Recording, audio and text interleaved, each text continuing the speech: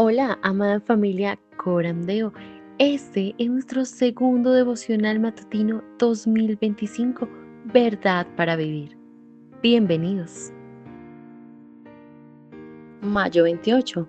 Haz que el libro viva para mí. Dirigido por el hermano Carlos Vargas.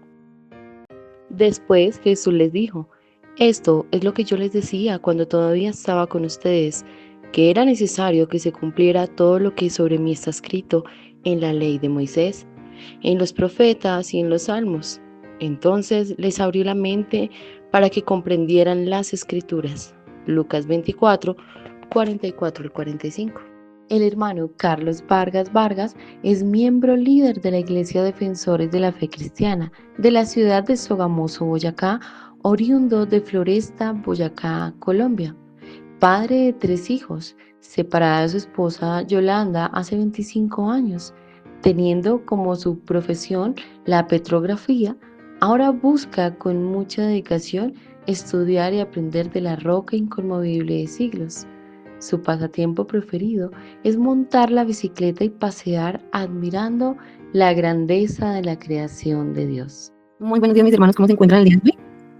Buen día, bien, gracias al Señor. ¿Ustedes? Muy bien. Aquí con mucho frío, pero bueno. Buenos días. Bueno, mis hermanos, el día de hoy tenemos el devocional de mayo 28, el cual se titula Haz que el libro viva para mí, y pues nos está acompañando la dirección del hermano Carlos Vargas. Así que, hermano, muy buenos días y adelante. Muy buenos días, hermanita Carolina. Buenos días. Buenos días, hermana Elizabeth. De mucho frío, pero contentos porque es un día nuevo que nos regala el Señor. Bien, vamos a estar orando para dar inicio a nuestro devocional del día de hoy. Haz que el libro viva para mí. Ahí en el chat les he colocado unas citas para que por favor me tengan la amabilidad y me colaboren en lecturas. Vamos a estar orando. Amado Dios y Padre bueno, en esta mañana, Señor, te damos gracias por este nuevo día que nos regalas, una nueva oportunidad para seguir aprendiendo de ti, de tu conocimiento, sabiendo, Señor, que lo que tú nos has dado es nada poco, Señor, un regalo merecido, maravilloso, Señor, que nos hace tener una esperanza gloriosa, Señor, de una eternidad junto a ti.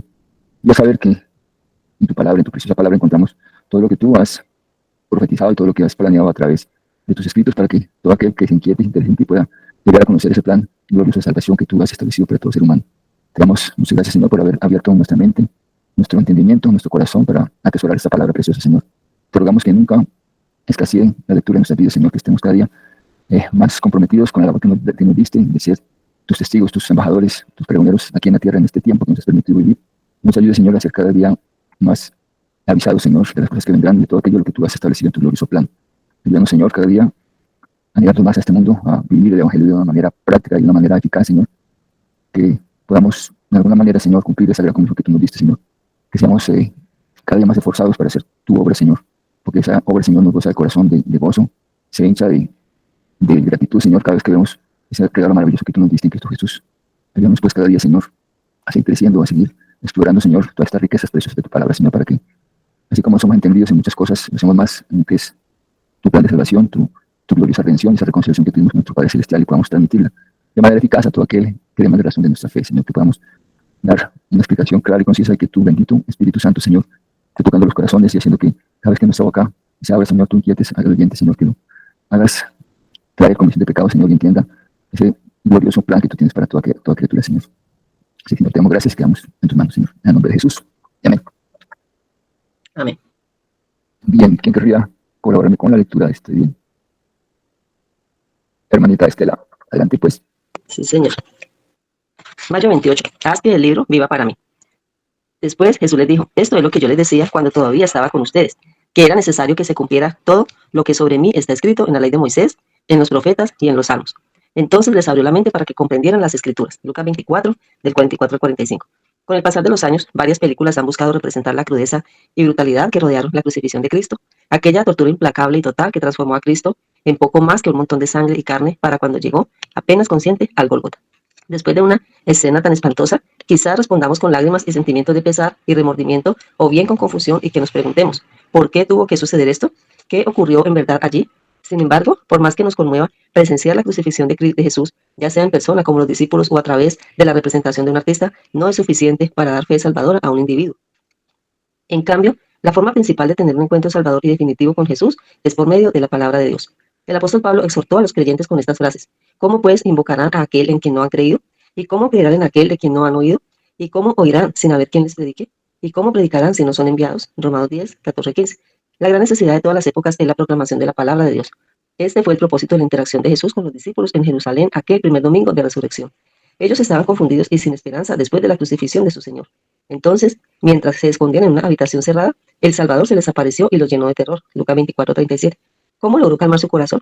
Les garantizó que había resucitado físicamente, pero también los dirigió de regreso a la palabra de Dios que les había compartido desde antes de su resurrección y de la que podrían echar mano incluso después de que Él ascendiera al cielo. Él les dio información y les dio su luz. Entonces les abrió la mente para que comprendieran. Lucas 24:45. Lo que estos discípulos necesitaban es lo mismo que nosotros necesitamos, encontrarnos con Jesús en las páginas de la Escritura. Nosotros no podemos ver a Jesús físicamente, pero sí podemos leer lo mismo que ellos leyeron, todo lo que se escribió de Él en el Antiguo Testamento y todas las enseñanzas apostólicas del Nuevo. Podemos verlo allí cuando Él abre nuestra mente para comprender. Necesitamos más que habilidad intelectual, aunque esa es indispensable, necesitamos su actividad sobrenatural. Necesitamos pedirle al Espíritu de Dios que nos muestre al Señor Jesucristo, nuestro Salvador, a través de nuestra lectura. Así pues, que esta humilde oración sea hoy el clamor de tu corazón. Señor, haz que el libro viva para mí. Profundizamos en Lucas 24, del 42 al 52. Amén. Amén. Gracias, hermana Estelita, por su participación.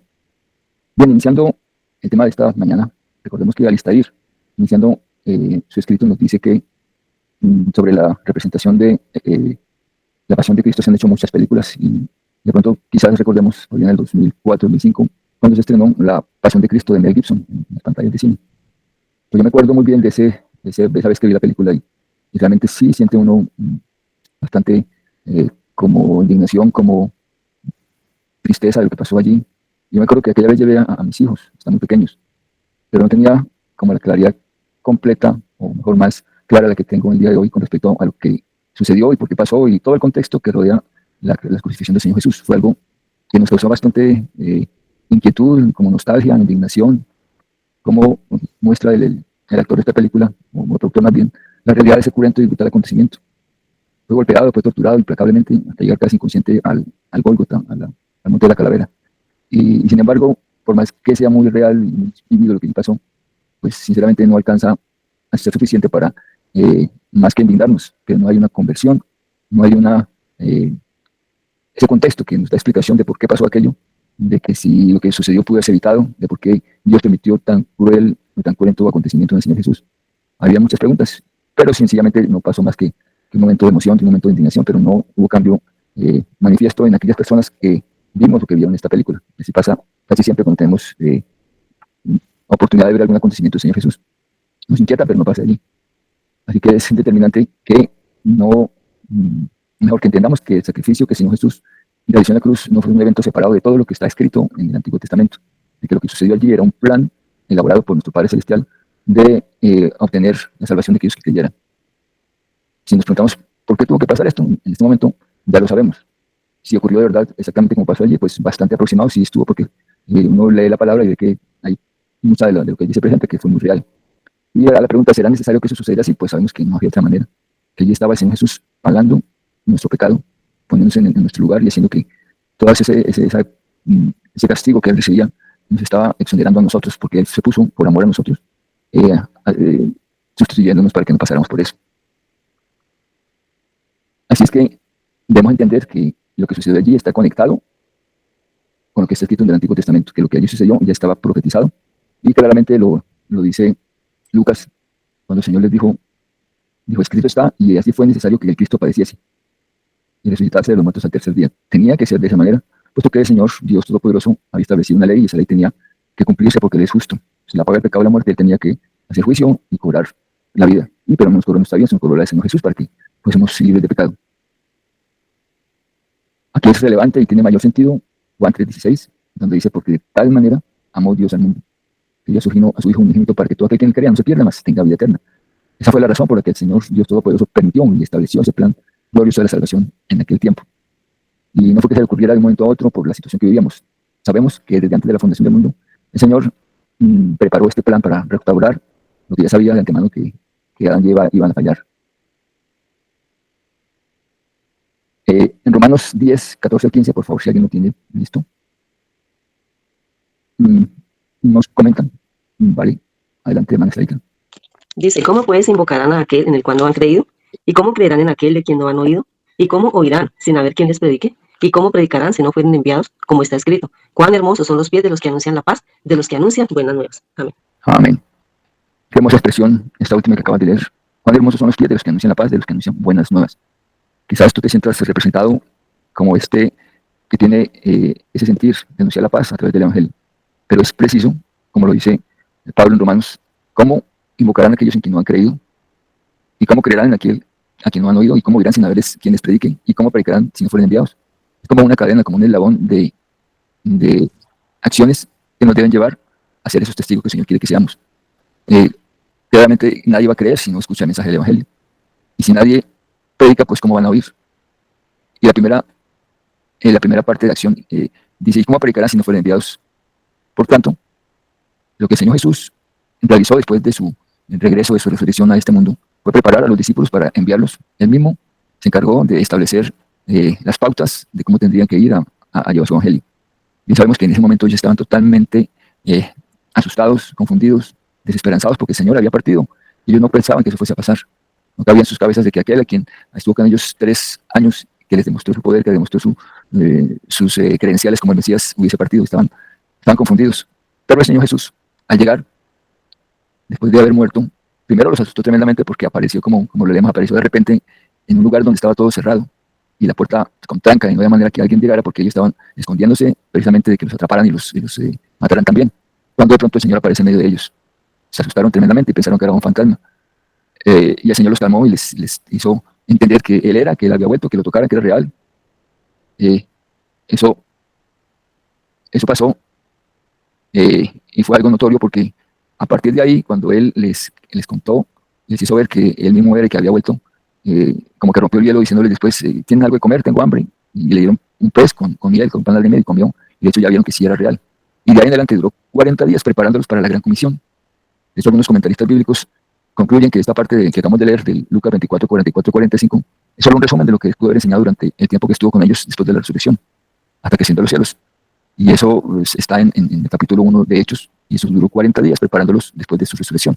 Dice en Hechos 1, dice, en el primer tratado, oh Teófilo, hablé acerca de las cosas que Jesús comenzó a hacer y a enseñar hasta el día en que fue recibido arriba después de haber dado mandamientos por el Espíritu Santo a los apóstoles que había escogido, a quienes también después de haber padecido, se presentó vivo con muchas pruebas indubitables, apareciéndoseles durante 40 días y hablándoles acerca del reino de Dios. Y estando juntos, le mandó que no se fueran de Jerusalén, sino que esperasen la promesa del Padre, la cual les dijo, oíste de mí. O sea, no solamente le recordó que lo que le pasó, él se lo había dicho antes, sino que también estaba escrito en su Torá, en el Antiguo Testamento. Dijo lo que escribió Moisés, lo que escribió, lo que está escrito por los profetas, lo que están los salmos, todos ellos hablaban y apuntaban de lo que iba a pasar. Porque están tan confundidos, les decía. Y duró, según los comentaristas entendidos, que no fue un momentico, sino que esto que leemos en Lucas 44, 45 fue un resumen de todo lo que pasó durante los 40 días que estuvo con ellos antes de su ascensión. Sus discípulos serían testigos en Jerusalén, en Samaria, en Judea y hasta lo último de la tierra. Esa fue la gran comisión que les dejó.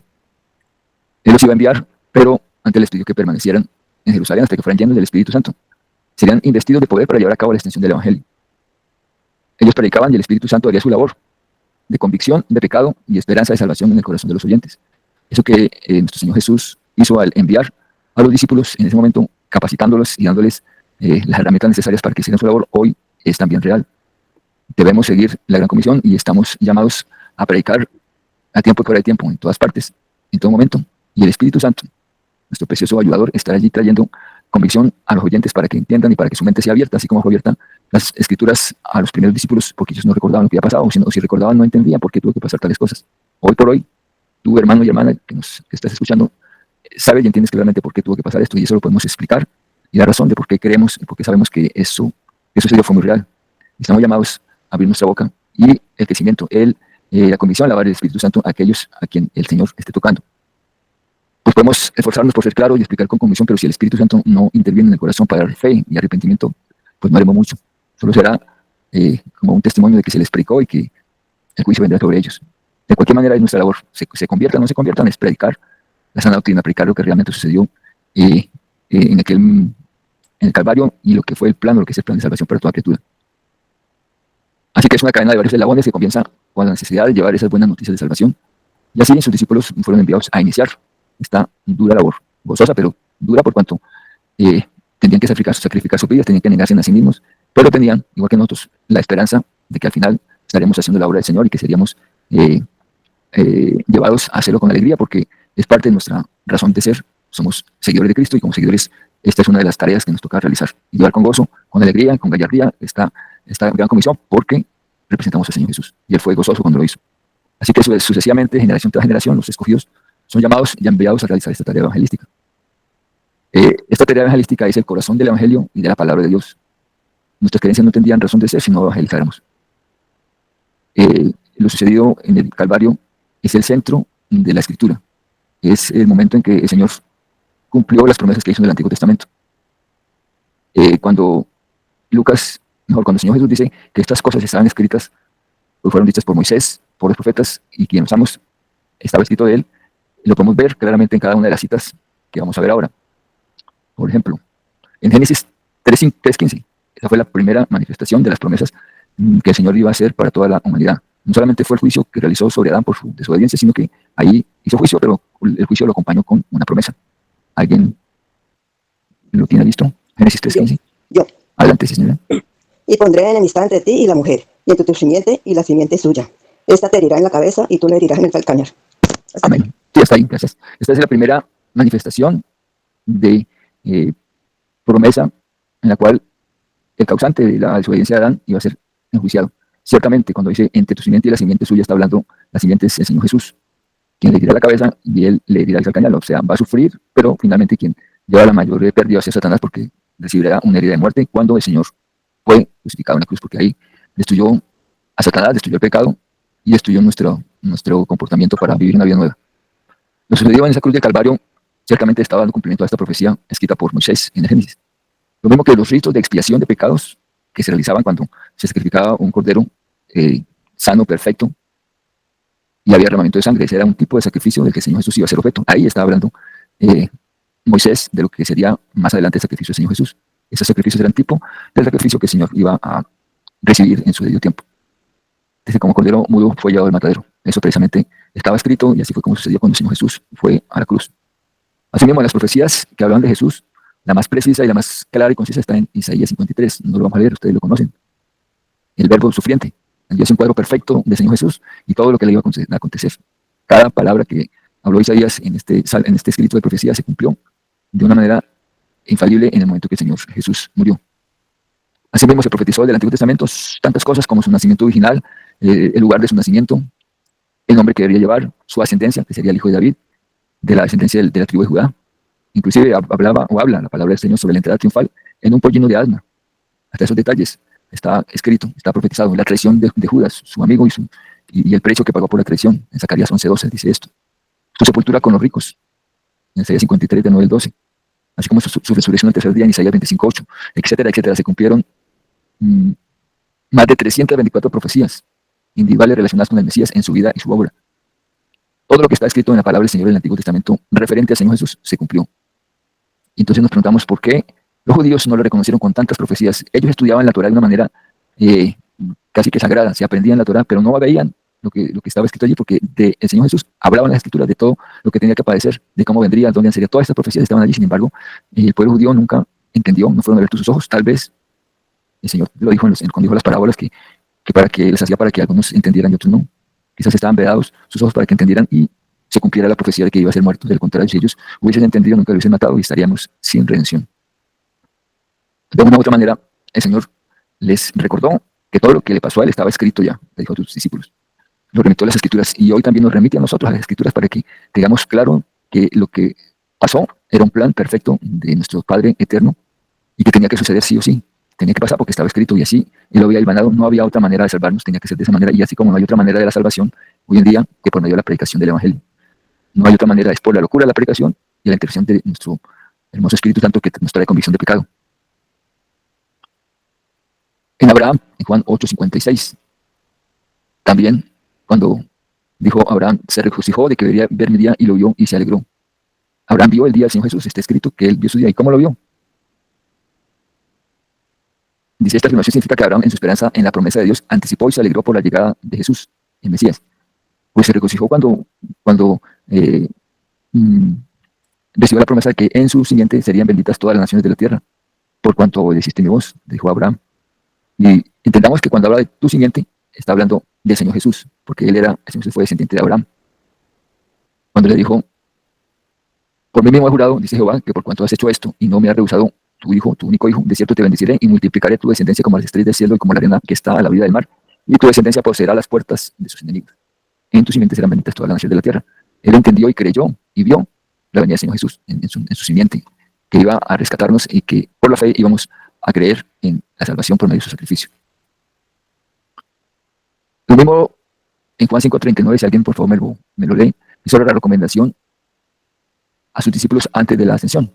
¿Qué dice Juan 5:39? Cuando lo lee, dice: escudriñad las escrituras, porque a vosotros os parece que en ellas tenéis la vida eterna y ellas son las que dan testimonio de mí. Aquí cobra gran relevancia, no solamente el Nuevo Testamento, sino todas las escrituras, porque allí es donde nosotros, con la lectura, empezamos a entender con más claridad lo que pasó. Y ellas son las que dieron testimonio de las profecías que estaban escritas y que se cumplieron. Así mismo como lo que los discípulos necesitaban en ese momento, animarlos y darle la recomisión, es lo que hoy nosotros también necesitamos. Encontrar al Señor Jesús en las páginas de la Biblia, de la Escritura. De principio a fin hay como un hilo conductor rojizo que une los dos testamentos. Desde el comienzo de Génesis hasta Apocalipsis, todo está hablando del Señor Jesús. El centro de la Escritura es el Señor Jesucristo. En el Antiguo, en el primer testamento se dan las promesas, y en el segundo, también llamado Nuevo Testamento, se da cumplimiento a estas promesas. Nosotros no podemos ver a Jesús físicamente, pero sí podemos leer lo mismo que ellos leyeron en su Antiguo Testamento, y nosotros con más ventaja ahora, porque tenemos las enseñanzas que nos dijeron los apóstoles, lo que escribió Pablo, lo que escribió Mateo. Cada uno de ellos nos hace ver con más claridad de que lo que allí pasó es el fundamento de nuestra fe. Podemos verlo allí cuando Él, por su amor y gracia, abre nuestra mente para comprender. De seguro, muchas personas que no han nacido del Señor leen las Escrituras y les parece algo como no muy importante. Lo leen superficialmente y lo dejan allí. No reflexionan, no investigan más. ¿Por qué? Porque no solamente es conocimiento humano, no es en la mente nomás, sino que el corazón debe ser tocado, y es allí donde el Espíritu Santo entra a darnos ese plus, abrirnos las Escrituras, como pasó con los caminantes de Emaús, los discípulos que no iban desconsolados, y el Señor empezó a hablarles lo que tenía que pasar según lo que está escrito, y poco a poco que su corazón se fue hinchando, se fue llenando de alegría, y que entendieron, fueron abiertas las Escrituras para ellos. Eso mismo nos pasa a nosotros que hemos nacido de nuevo, y no es a todos, puesto que el toque del Espíritu Santo está allí, escogiendo y mirando, y obviamente inquietando, pero si el corazón está cerrado, si no hay un entendimiento, pues el Señor no va a forzar, o Él lo hará conforme a su voluntad. Así que necesitamos más que habilidad intelectual y disciplina seria del estudio de la palabra. Necesitamos esa actividad sobrenatural con la iluminación de las Escrituras. El Espíritu Santo es quien nos muestra al Señor Jesucristo, nuestro Salvador, a través de la lectura de la palabra. Así pues, que nuestra humilde oración sea: Señor, haz que este libro viva para mí, como lo expresa ahí está en el título del tema de hoy: haz que este libro viva para mí. En Juan 14:25 nos dice: os he hecho estas cosas estando con vosotros. Mas el Consolador, el Espíritu Santo, a quien el Padre enviará en mi nombre, Él os enseñará todas las cosas y os recordará todo lo que yo os he dicho. Hermosa acción, hermosa obra del Espíritu Santo en nosotros. Él nos va a hacer recordar todas las cosas y nos enseñará. En Juan 16:13 dice: pero cuando venga el Espíritu de verdad, Él os guiará toda verdad, porque no hablará por su propia cuenta, sino que hablará todo lo que oyere y os hará saber las cosas que han de venir. Como podemos ver, no estamos solos, y la Escritura, junto con la presencia del Espíritu Santo, son ese equipo necesario que debemos cargar en nuestros corazones y en nuestra mente para ir a dar el mensaje del Evangelio. No estamos solos como estuvieron solos los discípulos cuando predicaron, cuando Pedro abrió sus labios y se convirtieron más de 5,000 personas. Es nuestra disposición, es nuestra fe preciosa, que el Señor aún está activo y que Él y su Santo Espíritu en este tiempo están moviéndose, y solo espera es que nosotros demos esta palabra de esperanza a los que no conocen del plan de Dios. El mundo está muy convulsionado, hay muchos pensamientos religiosos contrarios a la fe verdadera, pero de ahí se trata la labor nuestra, de la apologética, de saber exactamente lo que necesitamos para ir a darles el mensaje a los que no conocen. Esa es la locura de la predicación y no hay otra manera de hacerlo. Así que pidámosle al Señor en nuestra oración cada día que sea Él dándonos esa claridad con respecto a lo que allí está escrito en su palabra, que esa palabra cobre vida en nuestras vidas y que seamos, así como lo fueron los primeros discípulos, testigos con poder, porque ellos fueron investidos de poder por el Espíritu Santo, y hoy también somos investidos de poder porque esa es la promesa que recibimos, de no dejar de llevar esta bendita palabra para toda criatura, porque cuando todos estén enterados, cuando todos conozcan el plan, acéptenlo y abrácenlo o no lo abracen, esta será el santo y seña de la venida del Señor. Maranata. Nosotros queremos que haya justicia en esta tierra. Nosotros queremos que se establezca el reino de Dios y su justicia aquí en la tierra, pero antes debemos llevar a cabo la gran comisión. Antes tenemos que cumplir con esa tarea que nos ha sido encomendada. Así como nosotros lo recibimos, así somos canales de paso para que llevemos esta palabra, no seamos terminales, sino canales. No terminales con hasta aquí llegó el conocimiento del Señor y lo guardo para mí solo y ya me salvé y lo demás. Esa falta de amor, y eso no es propio de un hijo de Dios. Un hijo de Dios, un creyente, debe estar dispuesto a llevar estas buenas nuevas de salvación. Porque así como recibimos en nuestro corazón este mensaje con alegría y con gozo, muchos de los escogidos lo están esperando, pero no se les ha avisado, no se les ha dado razón de nuestra fe y en nuestra labor. Se convierta o no se convierta, nosotros tenemos que predicar este bendito evangelio porque es la manera como el Señor estableció que los seres humanos sean salvos, por medio de la locura de la predicación. Bien, hermanos, dice aquí Alistair, lo que estos discípulos necesitaban es lo mismo que nosotros necesitamos, encontrarnos con Jesús en las páginas de la Escritura. ¿Y cómo nos encontramos, o cómo encontramos al Señor en las páginas de la Escritura? Primero, pues leyéndola. Si la tenemos abandonada y la leemos cada vez que vamos al culto, pues ni modo que tengamos al Señor en nosotros. Dice, nosotros no podemos ver a Jesús físicamente, pero sí podemos leer eso mismo que ellos leyeron. Es muy cierto, el Señor Jesús ya no está físicamente con nosotros, pero lo hacemos real cada vez que interactuamos con la palabra de Dios. Cuando leemos la palabra, cuando oramos, cuando predicamos, vemos la presencia del Señor real en nuestras vidas, porque vemos amigos, conocidos, convertidos por el poder de la palabra. Y esto es lo más hermoso. Él abre nuestra mente para comprender. Sí, eso es lo importante, que Él esté en el momento de la predicación. ¿Y cómo está? Pues siempre la oración está de por medio. Siempre que vamos a llevar la palabra del Señor a cualquier amigo, debemos orar por él, regalo con lágrimas y lo amamos demasiado, porque es de esa manera como el Señor entiende nuestra intención, nuestro deseo de que aquella persona reciba la luz del Evangelio y el Espíritu Santo hará su obra conforme lo tenga dispuesto. Necesitamos pedir al Espíritu de Dios que nos muestre al Señor, nuestro Salvador, a través de nuestra lectura. Así pues, que esta humilde oración sea hoy el clamor en tu corazón. Señor, haz que el libro viva para mí. Amén. Que este libro se haga vivo para mí, que sea parte de mi vivencia, de mi existencia diaria. Eso es lo que hemos pedido todos los días. Que la palabra de Dios vibre y que se manifieste por todos los poros de nuestra piel, que vivimos el Evangelio, que somos sus hijos y que estamos haciendo la labor de predicar. Amén, hermanos. Bien, aquí es donde espero sus comentarios, espero sus aportes para enriquecer este tema de hoy. Hermanita Andrea Carolina, adelante. Mi hermano, no, agradecerte por el devocional. Solo yo quería agregar como algo de lo que estamos hablando pues en el tema del Espíritu Santo. Recordemos que pues la tarea del Espíritu Santo pues en muchas iglesias lamentablemente lo han tergiversado, ¿cierto? Y han hecho ver al Espíritu Santo como que tira a la gente al piso o que hace hablar cosas incoherentes a las personas. Pero recordemos que el Espíritu Santo nos convence de pecado, de justicia y de juicio, ¿cierto? El Espíritu Santo realmente nos guía a ver a nuestro Señor en la cruz. El Espíritu Santo nos convence y obviamente nos habla a través de la Escritura, llevándonos pues a ver obviamente la maldad de nuestro corazón y el gran Salvador que es el Señor.